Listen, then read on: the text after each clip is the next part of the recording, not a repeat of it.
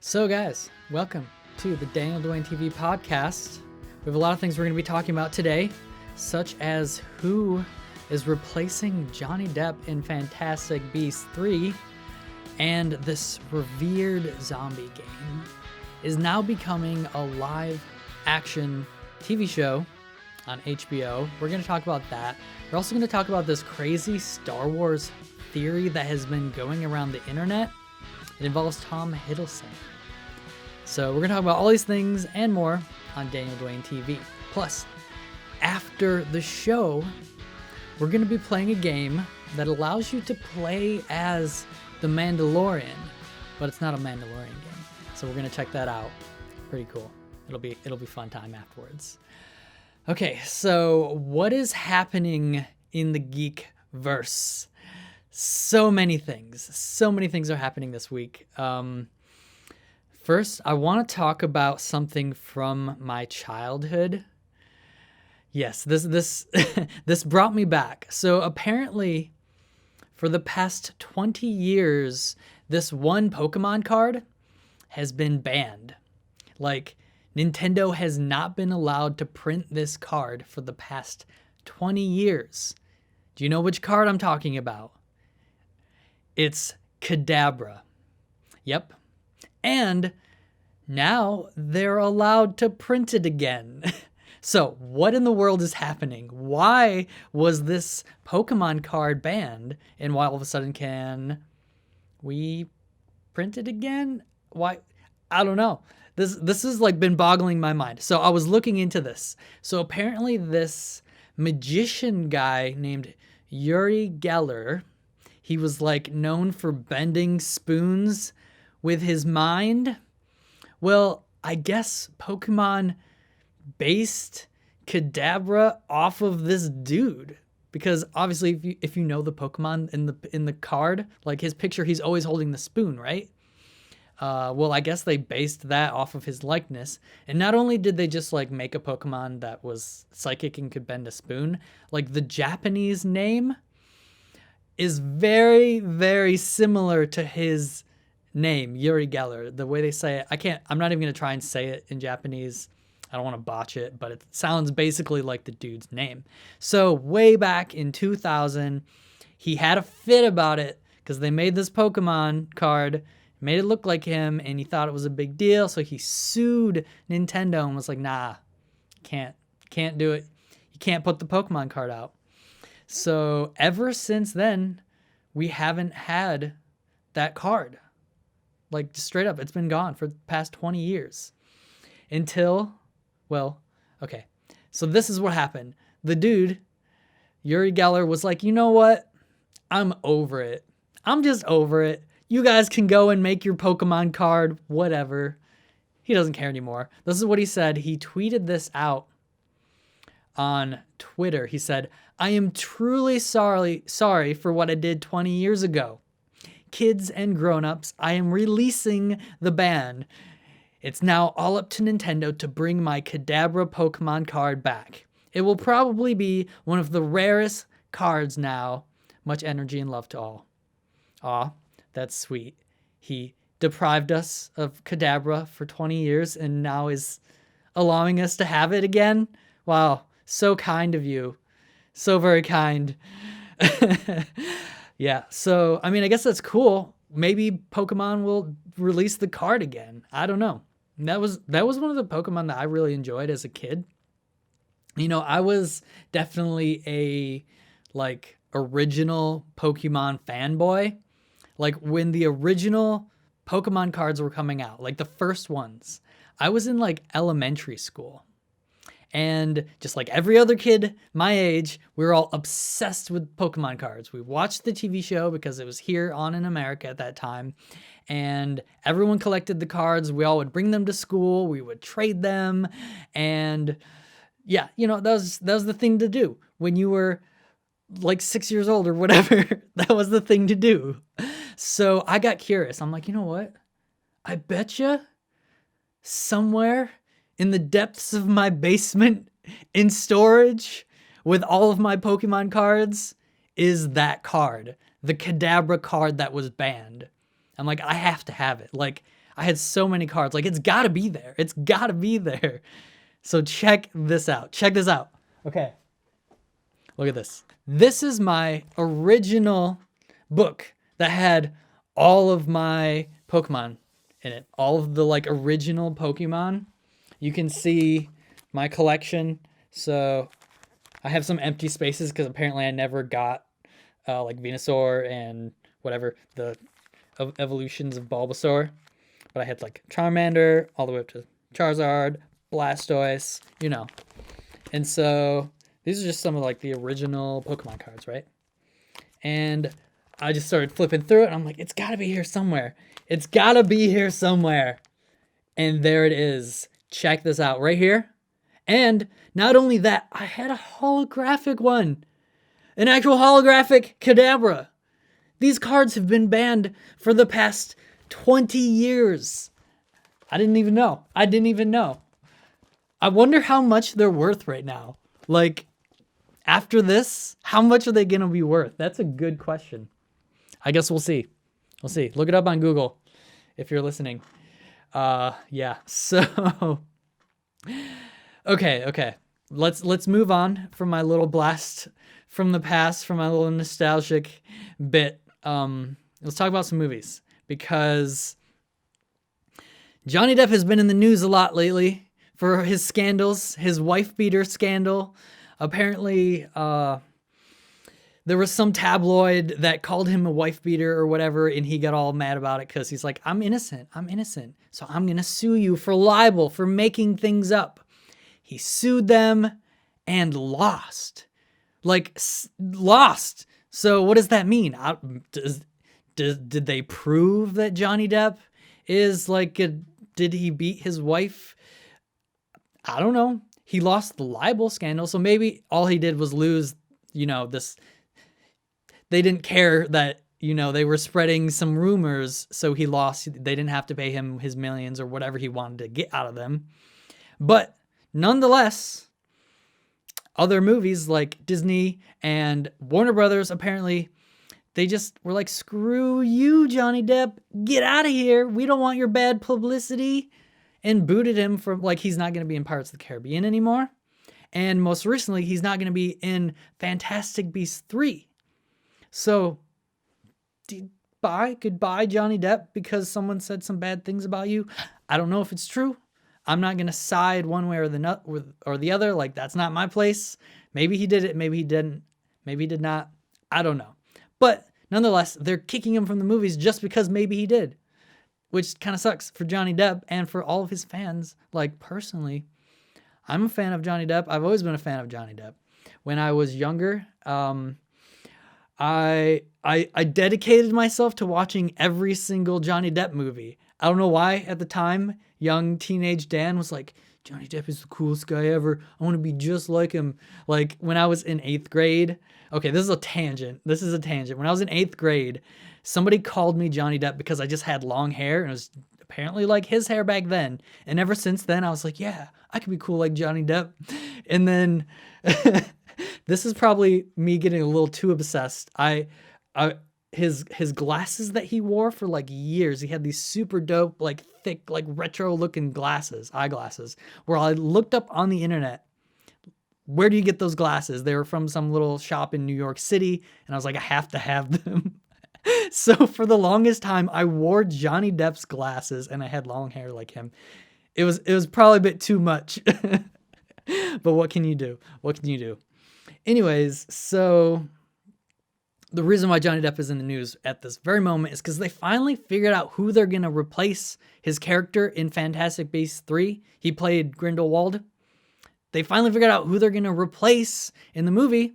Mads Mikkelsen. They're replacing him with Mads Mikkelsen. So if you don't know who that is, he's in movies like Doctor Strange. He was Hannibal. He was also in Rogue One. Personally, one of my favorites, seeing him in that because I'm a huge fan of Rogue One. As you know at this point, I'm just a huge Star Wars fanboy. So anyways, I'm actually kind of excited because he's a great actor. Like, he really is. And he does the villain thing so well. And I think he's going to own the role. I think it's going to be good. And it actually, so this is one of the few times where recasting an actor in a movie actually makes sense.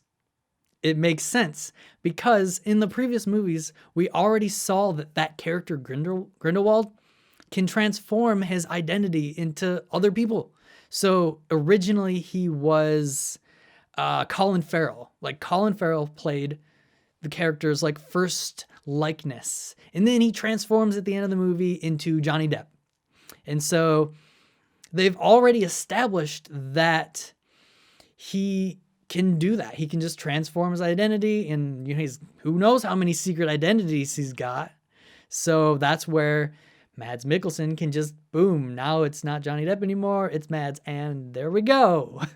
It all makes sense. That never happens. That like never happens in a movie where all of a sudden it actually works to recast somebody.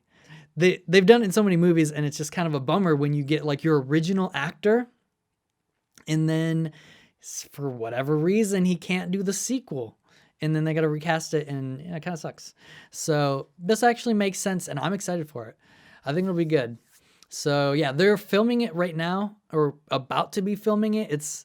I guess it's coming down to the wire. They gotta get this done real quick. And a lot of people actually wanted Colin Farrell. They actually wanted Colin Farrell to come back because he was originally the character, and I guess Colin Farrell is working on the Batman at this moment as the Penguin. So there's no chance that he could even like come and do this because he's stuck doing that movie right now. So that's where Mads Mikkelsen comes in, and there you go. Now we have that mystery has been solved, because that has been going around for a hot second of who's gonna replace Johnny Depp. So yeah, there's that.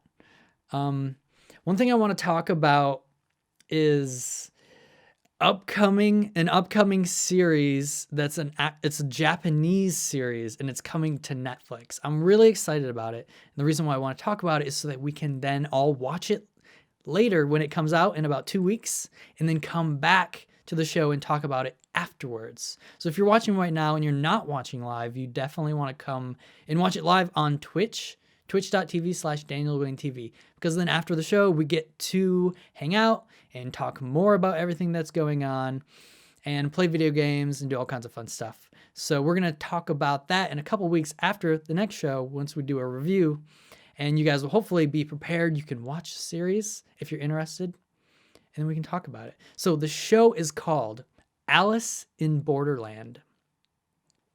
Sounds a little bit like Alice in Wonderland with just a very slight variance in title. So that title makes me a little bit curious if it's going to have any relation to it. So this is the description on Netflix.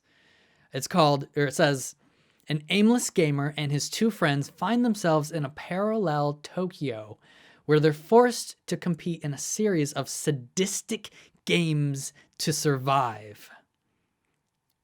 Ooh. I don't know about you, but it sounds pretty intense, and I'm a little bit excited for it. Just reading that. I watched the trailer. Yeah. It looks interesting.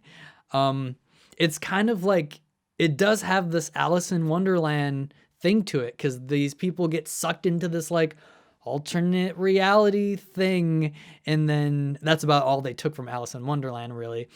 And it's kind of a bit like Jumanji in that sense, where characters also get sucked into this like alternate world and then have to play a game to get out. Well, that's kind of the same premise that they're taking with this movie, except it's going to be much, much darker. Adds a bit more of a Saw element to it, I'd say. If you watch the trailer after the show, you'll know what I'm talking about. I don't think it's not going to be as gruesome as Saw by any means. At least they didn't show anything in the trailer like that. But they had things like they're running from tigers, and there's like samurai duels and just crazy out there stuff. So I'm excited for it. And if it sounds like a show you want to watch, then definitely watch it as soon as it hits Netflix in a couple weeks, and then we can talk about it in a couple weeks. It's going to be cool. I think it'll be cool. So yeah, so there's that. There's that. Other things that are happening in TV right now, or happening soon. I'm gonna read this story from IGN.